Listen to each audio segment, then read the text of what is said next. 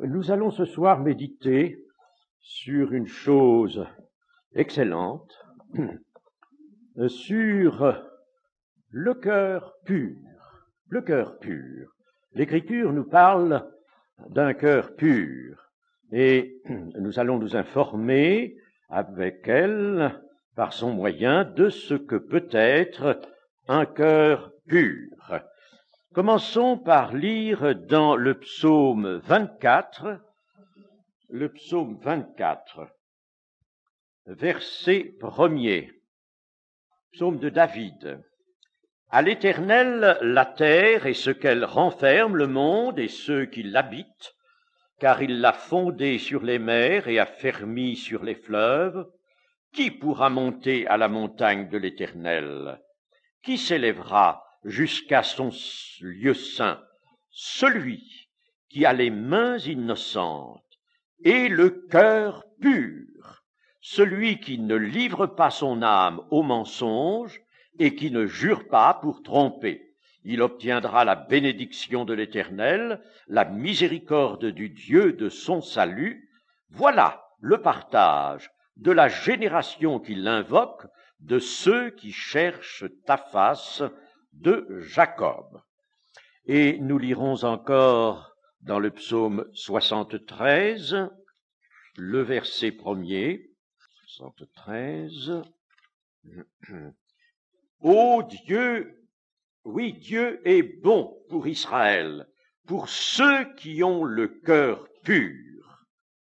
Dieu est bon pour ceux qui ont le cœur pur. Et enfin, nous lirons dans une béatitude, Matthieu chapitre 5, le verset 8. Heureux ceux qui ont le cœur pur, car ils verront Dieu. Je répète, heureux ceux qui ont le cœur pur, car ils verront Dieu. Qu'est-ce donc qu'un cœur pur? Pour nous en faire une idée, il est fort simple de rechercher quelques comparaisons.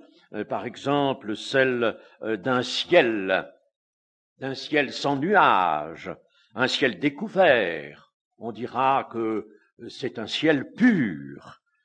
Nous pouvons aussi nous pencher sur le bord d'une rivière dont l'eau est limpide. Alors nous verrons le fond de la rivière. L'eau est transparente. Nous dirons que l'eau est pure. Même si au fond de la rivière, il y a des pierres, il y a différentes choses, des débris peut-être, cependant, nous dirons que l'eau est pure, que la rivière est pure. Ainsi est le cœur pur. C'est un cœur, selon le psaume 24, qui ne trompe pas, qui est sans fraude. Nous le verrons tout à l'heure, verrons cela se confirmer dans une déclaration du Seigneur Jésus. Un cœur sans fraude, un cœur qui ne trompe pas, sans dissimulation, un cœur qui ne ment pas sur ce qu'est l'homme, un cœur donc qui sait reconnaître exactement ce qu'il ressent, ce qu'est l'homme.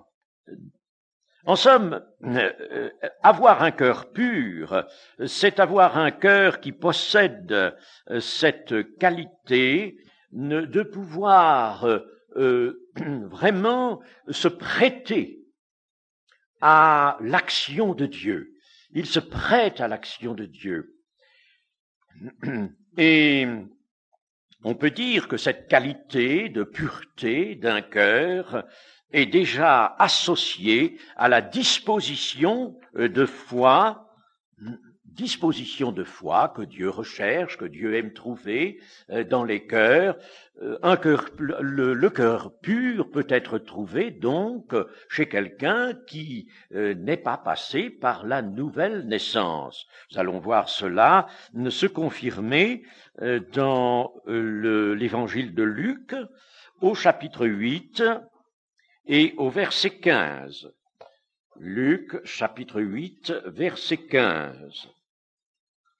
Je ne prends de la parabole de l'explication de la parabole du Seigneur qu'un seul verset, le verset 15. Ce qui est tombé dans la bonne terre, ce sont ceux qui, ayant entendu la parole avec un cœur honnête et bon, la retiennent et portent du fruit avec persévérance. Voyez, voilà un cœur qui va retenir la parole et par conséquent porter du fruit avec persévérance. Et ce cœur est comparé à la bonne terre dans la parabole du Seigneur. Mais remarquons les deux qualificatifs dont le Seigneur Jésus se sert, un cœur honnête et bon. Et il s'agit là d'une personne qui n'a pas encore reçu la parole de Dieu, cette semence, la semence de vie, puisque il est supposé dans cette parabole que celui-là reçoit à ce moment-là la parole. Il la reçoit, il a pour la recevoir un cœur honnête et bon. Déjà, au départ, il a ce cœur honnête et bon pour recevoir la parole et il va porter du fruit. Donc, l'œuvre de Dieu va se développer et celui-là va se convertir. Donc, retenons ceci, c'est que le cœur pur n'est pas nécessairement le cœur d'un chrétien, de quelqu'un qui est converti. Il faudrait bien sûr que tout chrétien ait un cœur pur, naturellement. Mais il peut y avoir, avant de devenir chrétien, avant la nouvelle naissance, avant conversion, il peut y avoir un cœur pur, c'est même chose particulièrement souhaitable.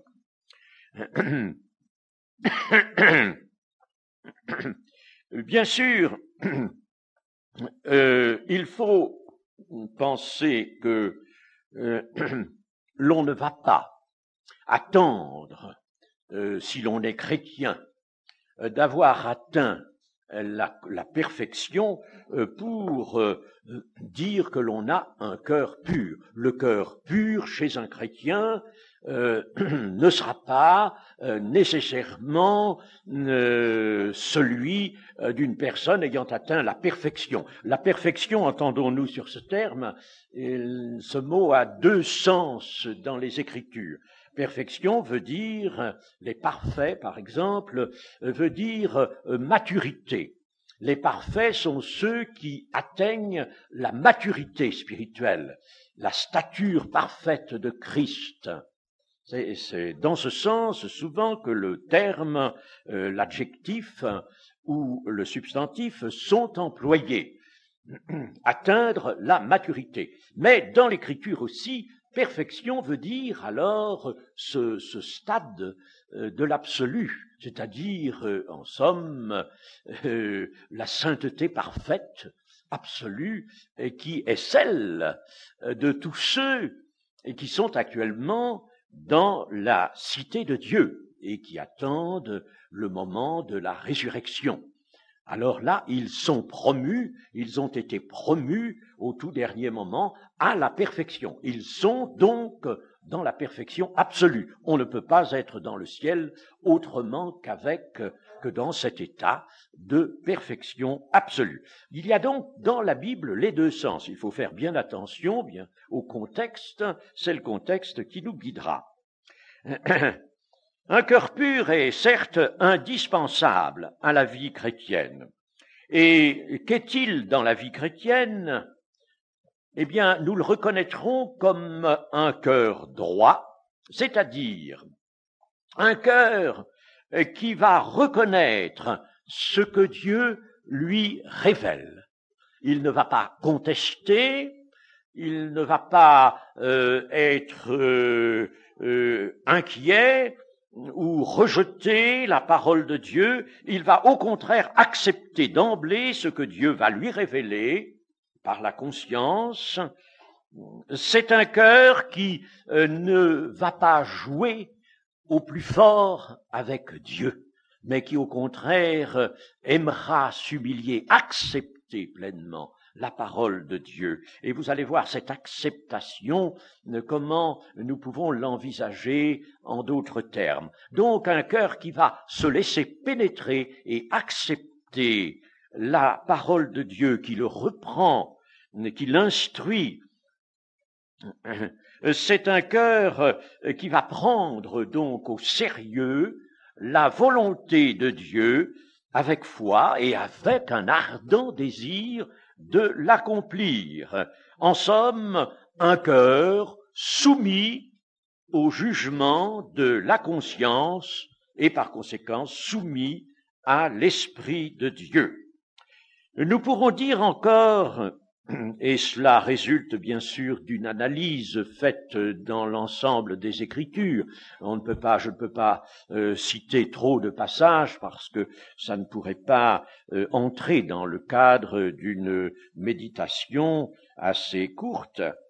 Alors, je vous donne l'analyse que l'on peut faire dans toutes les Écritures. Un cœur pur est donc un cœur qui lutte contre les faiblesses de la nature humaine, contre la chair, un cœur qui va reconnaître ses échecs. Un cœur pur aura des échecs, mais il va les reconnaître aussitôt, il va s'en affliger et il va immédiatement les confesser à Dieu. Et alors, en effet, un cœur pur se laisse pénétrer. Je vous disais se laisse pénétrer parce que ce cœur pur, nous avons dit tout à l'heure qu'il était comparable à une eau limpide. Alors, c'est un cœur qui est limpide, en effet, et qui donne accès à la lumière de Christ.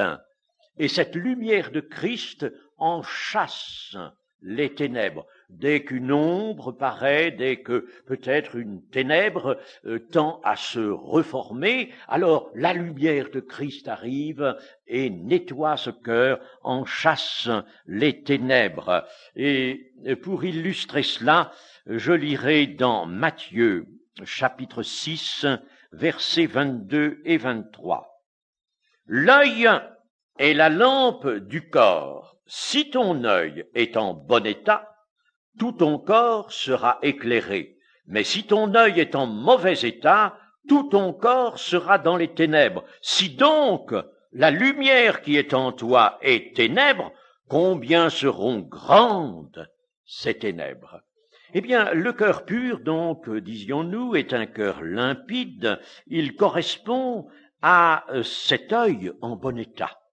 Cet œil en bon état, alors tout ton corps sera éclairé parce que il reçoit la lumière de Christ, se laisse éclairer par elle.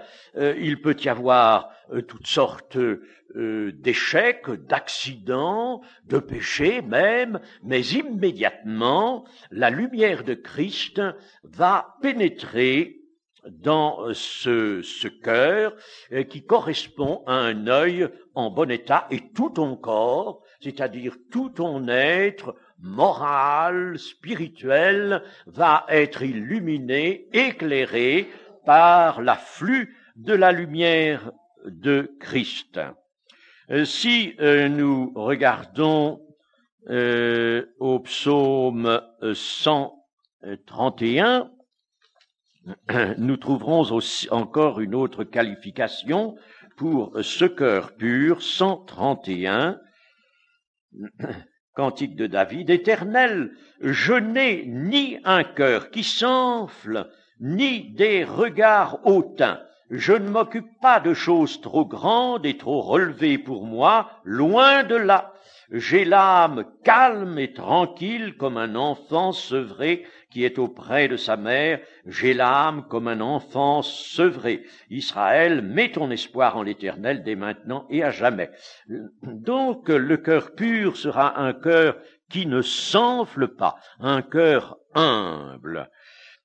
Après son péché que relate l'histoire du peuple d'Israël, le roi David craint d'avoir perdu la pureté de son cœur. Et on en a fait d'ailleurs un chant de ce psaume, c'est le psaume 51, que l'on connaît bien. Je lirai dans ce psaume le verset 12. « Ô Dieu, crée en moi un cœur pur, renouvelle en moi un esprit bien disposé. » Crée en moi un cœur pur. David, qui était cet homme choisi de Dieu et qui accomplissait toutes les volontés de Dieu, bien sûr, il est tombé dans une certaine circonstance, dans un très grave péché, mais cela n'altère en rien le service qu'il a rendu au Seigneur, et il avait donc un cœur selon Dieu, un cœur pur. Et là, après avoir commis ce péché, il craint, il redoute de ne plus avoir un cœur pur, d'où sa prière. Nous avons deux hommes dans l'Écriture qui ont un cœur pur au jugement même du Seigneur Jésus. Cela est intéressant. Deux hommes. L'un qui est un personnage fictif, le personnage d'une parabole, et l'autre qui est un personnage réel. Voyons le premier, c'est dans Luc 18, Luc chapitre 18, verset 13.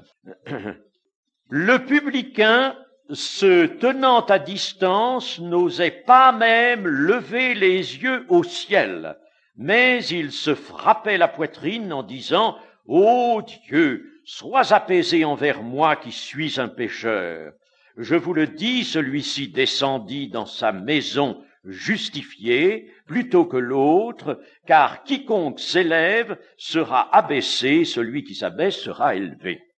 Alors ici, nous voyons ce publicain qui se reconnaît pécheur, il se confesse, il s'accuse lui-même, sa conscience lui révèle qu'aux yeux de Dieu, il est un pécheur. Mais il s'humilie, il le reconnaît, son cœur est donc limpide, son cœur est pur. Bien qu'il soit un pécheur, son cœur est pur, et vous voyez qu'il est justifié, pur, et par conséquent, il est humble, et la foi ne peut pas manquer que de s'exercer. C'est un cœur honnête et bon, pour reprendre l'expression de l'autre parabole du Seigneur Jésus. Voilà donc l'un de ces deux hommes qui a un cœur pur, limpide, au jugement même de Dieu. Le second est un personnage réel et nous le trouvons dans l'évangile de Jean. Évangile de Jean au chapitre 1er. Nous lirons les versets 43 à 51. 43 à 51. Le lendemain, Jésus voulut se rendre en Galilée et il rencontra Philippe. Il lui dit « Suis-moi ». Philippe était de Bethsaïda, de la ville d'André et de Pierre. Philippe rencontra Nathanaël et lui dit « Nous avons trouvé celui de qui Moïse a écrit dans la loi et dont les prophètes ont parlé, Jésus de Nazareth, fils de Joseph. » Nathanaël lui dit « Peut-il venir de Nazareth quelque chose de bon ?»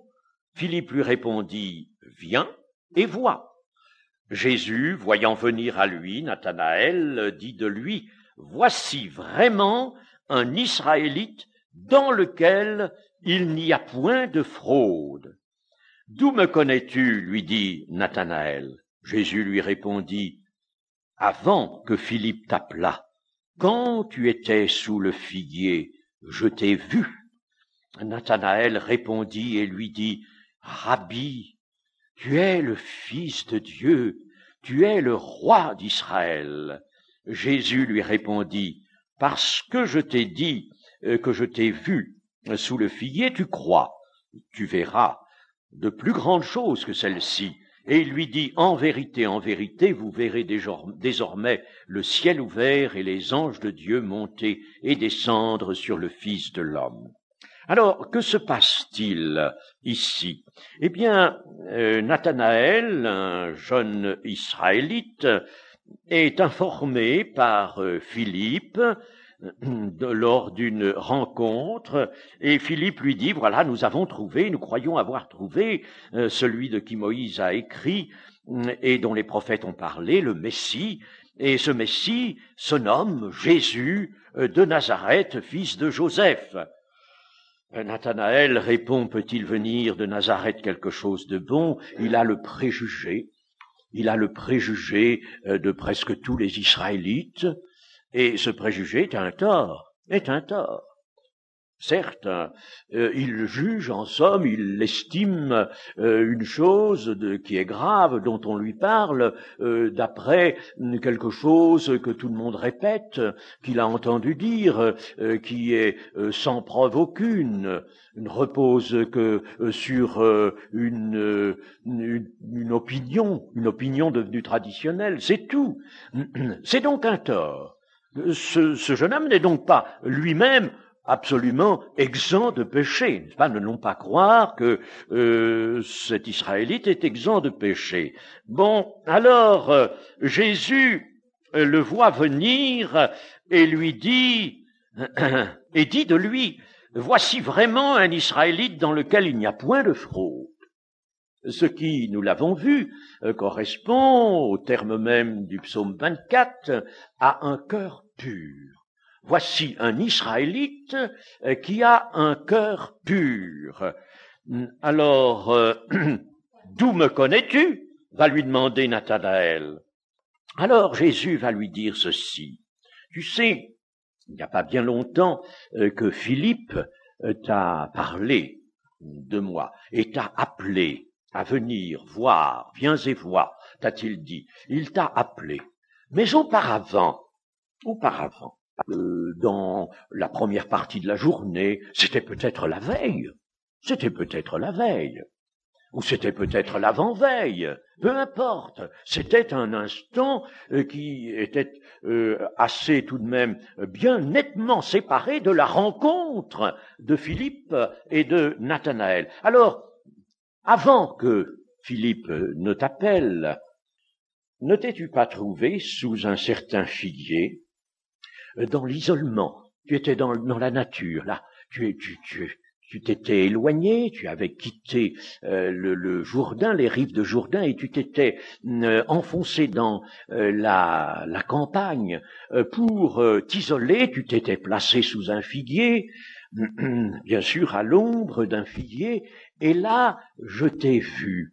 C'est-à-dire, là, Nathanaël, en bon Israélite, en Israélite pieux qu'il était certainement, avait élevé son âme à Dieu, et il avait fait ce que tout Israélite était vraiment convié à faire, c'est-à-dire chercher la face de Dieu. Ah, les Israélites pieux savaient faire cela, chercher la face de Dieu. Alors il avait cherché la face de Dieu, et là il avait vécu un moment délicieux.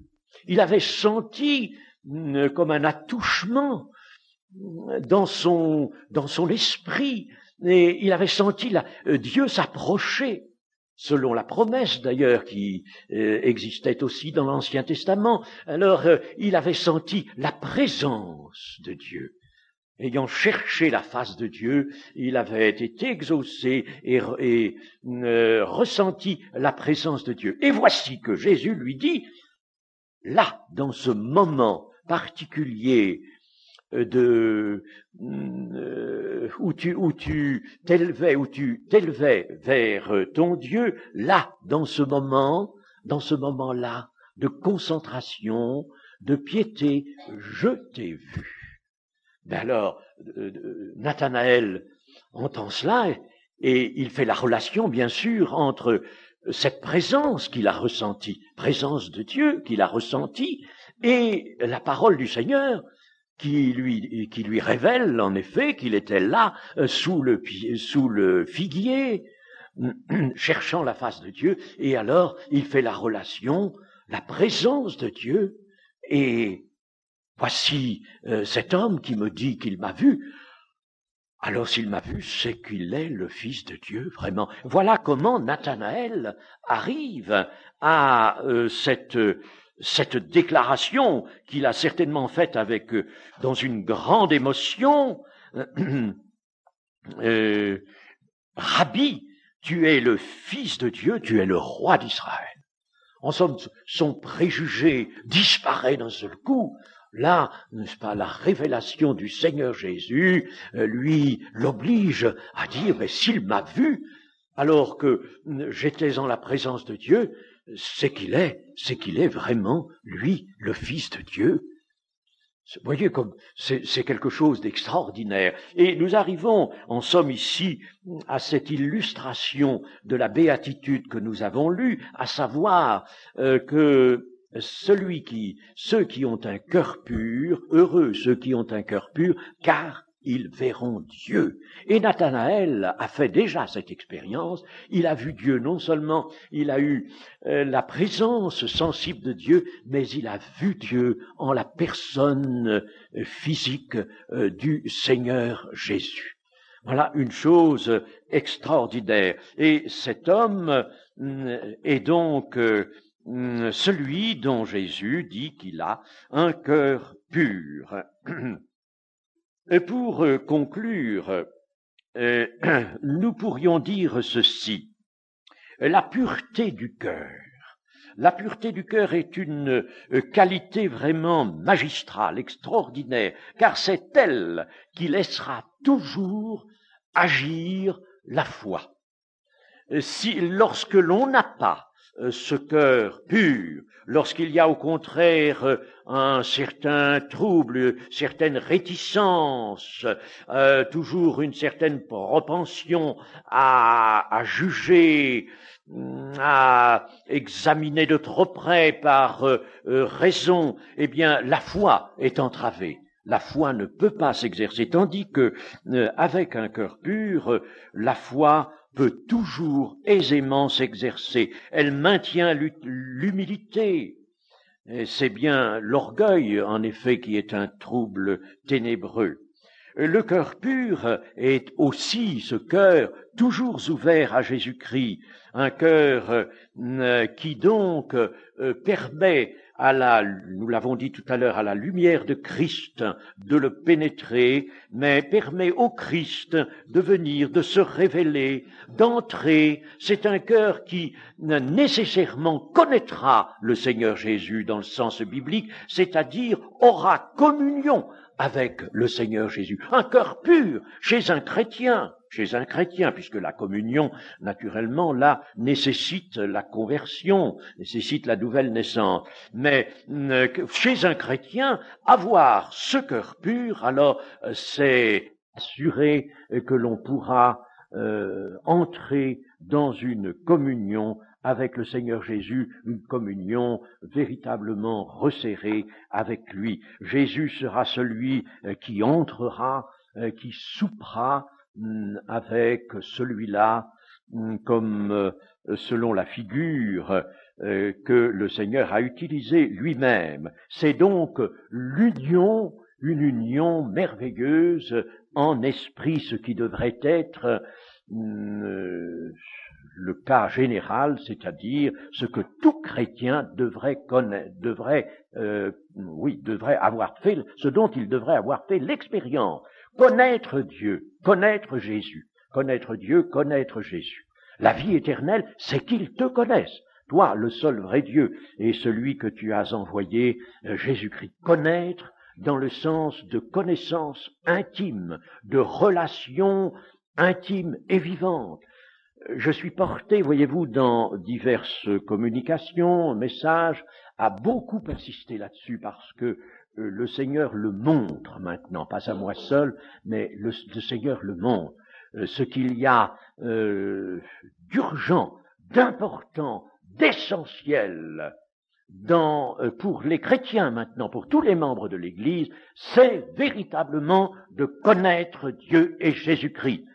L'apôtre Pierre y insiste, il nous le propose avec beaucoup d'insistance, cette connaissance de Jésus-Christ, mais maintenant elle est quelque chose de particulièrement indispensable. Ça a toujours été indispensable, mais ce qui est indispensable, c'est d'y veiller maintenant.